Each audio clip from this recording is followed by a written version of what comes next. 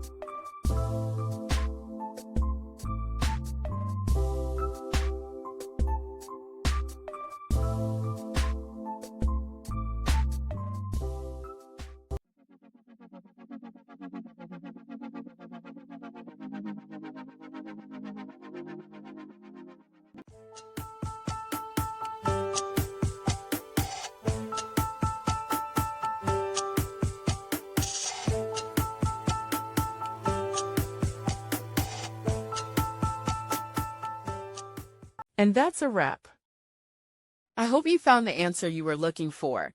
If you did, take a second to hit that subscribe button. It really helps out. And let me know in the comments which solution worked best for you. See you next time in the debug zone.